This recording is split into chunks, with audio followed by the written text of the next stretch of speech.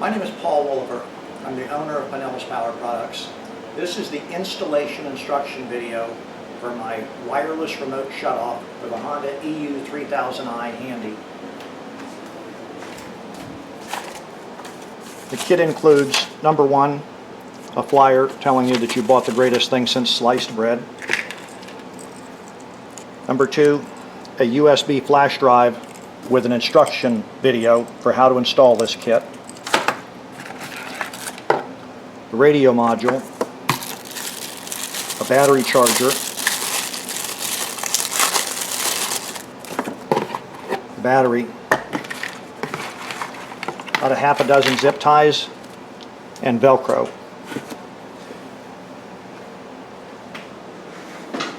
When I developed this kit, my primary criteria was, number one, it has to work correctly, and number two, I wanted it to be fairly easy to install. Because of the fact that I wanted it to be easy to install, you'll see why the battery is mounted externally, but we'll get into that in detail in a couple of minutes. The first step would be to, actually I pulled that off, I wasn't even thinking, I was talking. You'll remove the rubber cover over the Phillips head screw that holds the fuel selector valve on. Then take the Phillips head screw out, and the fuel selector valve comes right out. Then there are 4 Phillips head screws, one in each corner. And these screws are identical.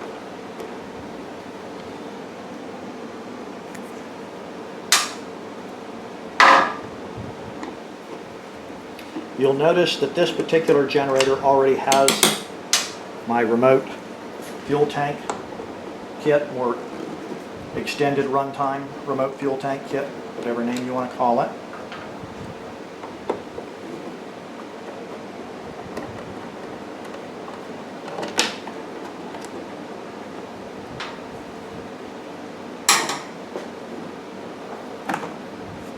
So to just slide the cover open, there's a wiring harness on this side.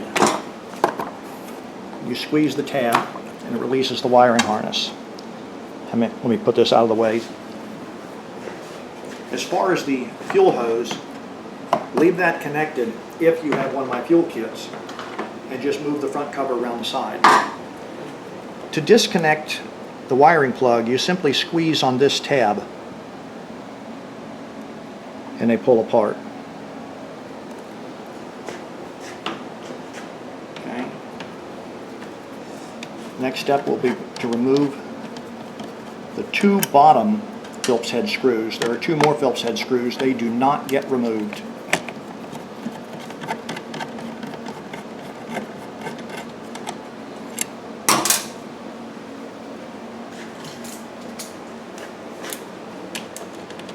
Then there are 4 6mm bolts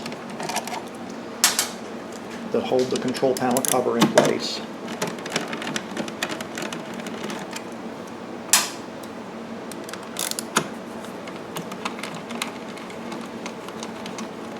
The top 2 bolts are much longer than the bottom 2.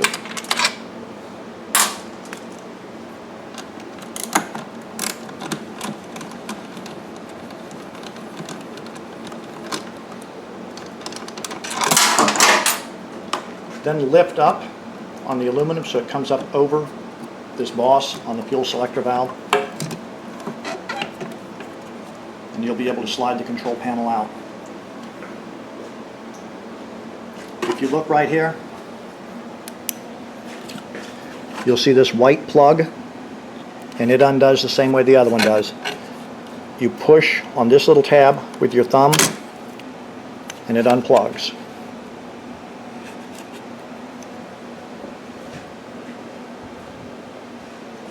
They look just like this.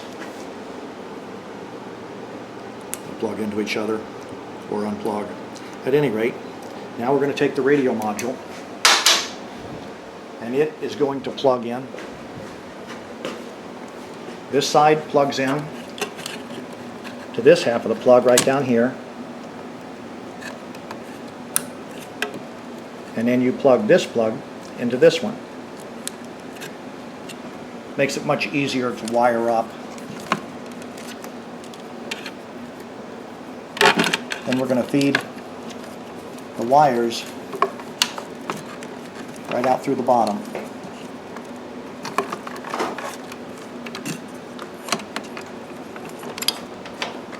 So now you've only got these two wires that go to this plug. And now we can put the control panel back in place.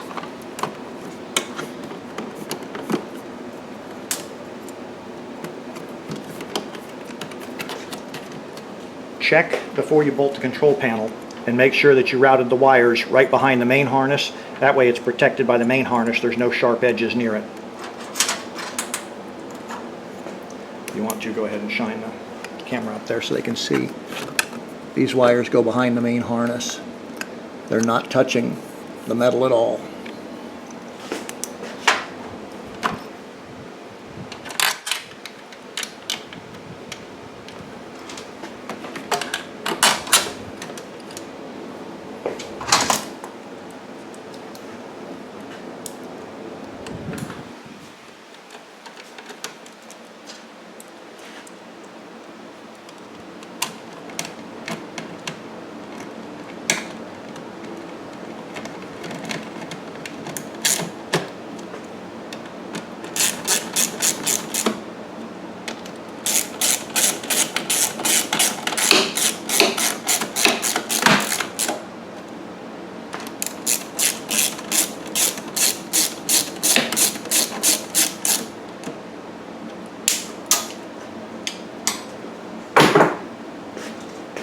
Put the two Phillips head screws back in.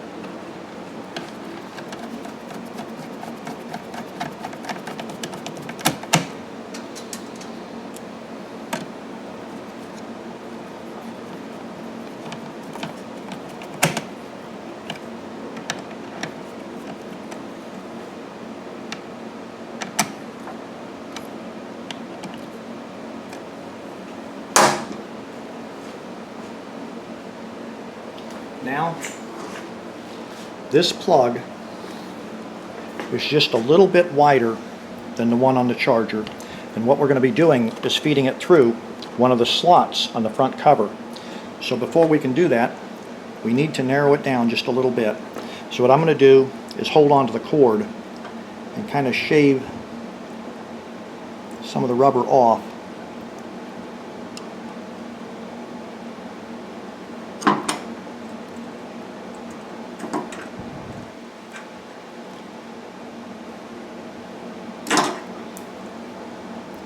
Both sides.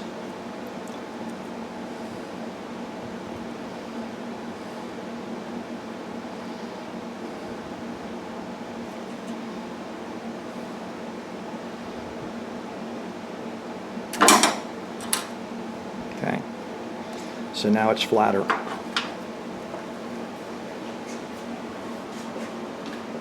Now I'll take the battery charger.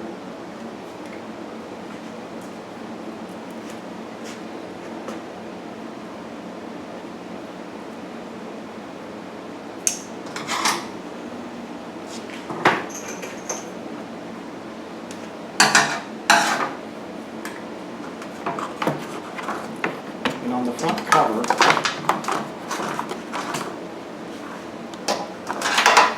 take something round, you don't want sharp edges on it, and just slide it in between the top slot. And that's just going to spread it out just a little bit, so you can take the battery charger wire and push it through from this side, and then you can take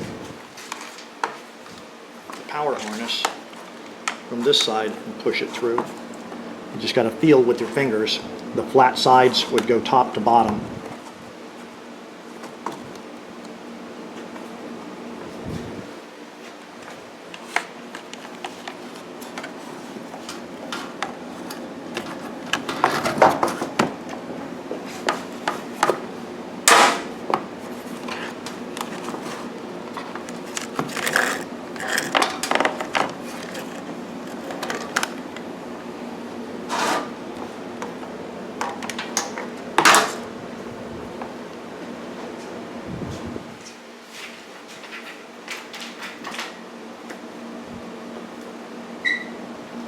we take some of the tie wraps and put it in the kit.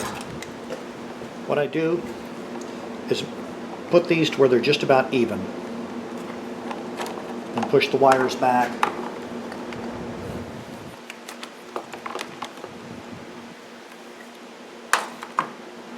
Put a zip tie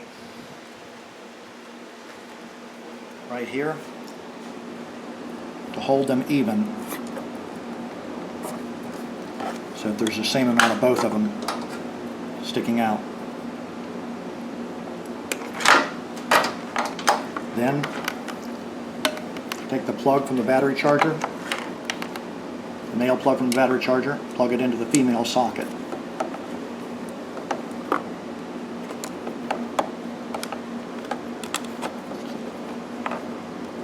Then what I want to do, just to tidy up the surface or tidy up the work area a little bit, we're going to fold these wires and zip tie them into a clean looking bundle.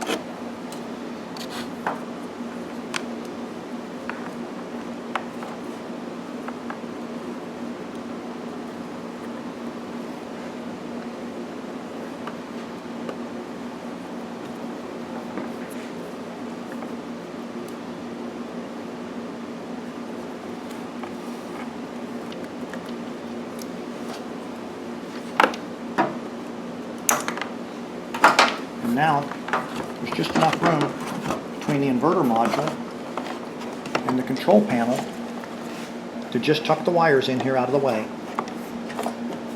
Then we'll go over here and we'll hook this main harness together. Same one we disconnected earlier in the video. When you push it together, you'll hear an audible snap.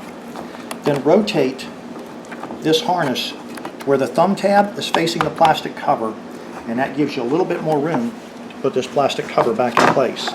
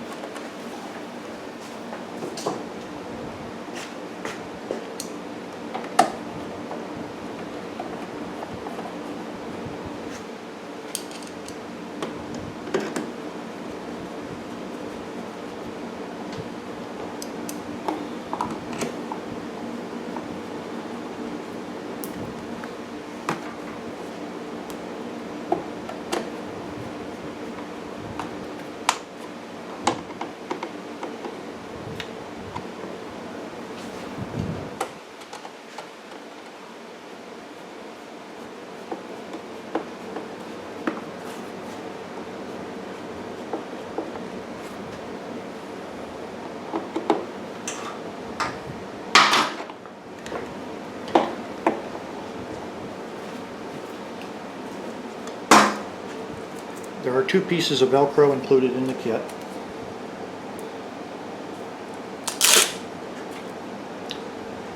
Take the stiffer Velcro and align the outer edge of it right down this side. Don't push it all the way up into place.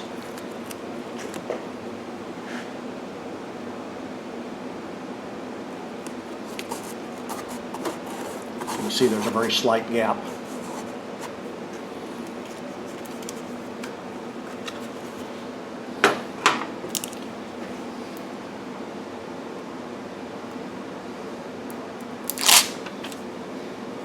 On the soft Velcro, because it's going to go in like this, because you want the lights to show. There are 5 LED lights that show you the state of charge on the battery. So when you lay it down like this, you want it on this side, so when it folds up, it'll have the most contact area.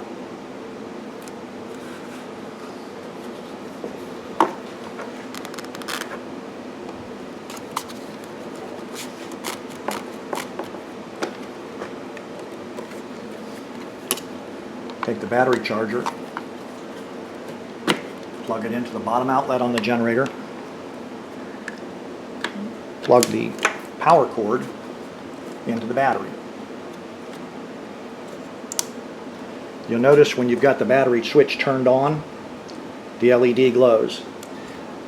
Now, the reason I wanted the battery out here is because there is a power switch on the battery.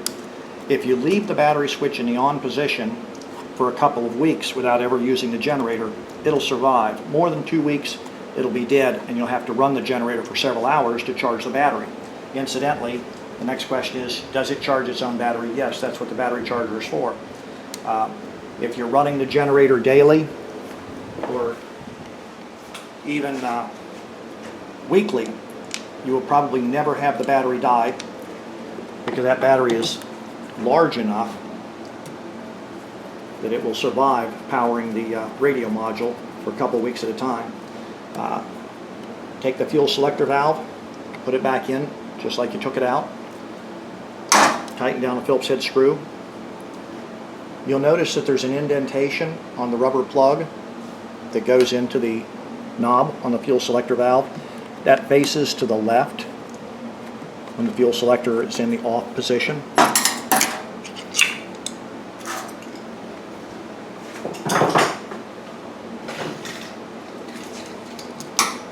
Okay, I'm going to go ahead and start it up and then shut it off by remote control just to demonstrate it. I'm not going to leave it running for a tremendous length of time because we're in a small room and we don't need to fill it with carbon monoxide. But start the generator. If you already own one, you know how to start it. Turn the knob to the choke position. Pull the recoil. So now you're using your generator. You want to shut it off by remote control. So this way, if you're out camping or whatever, and you're laying in your sleeping bag or in your bunk, and you want to shut off the generator instead of let it run all night, you don't feel like fighting mosquitoes or rain or whatever, makes it nice and simple.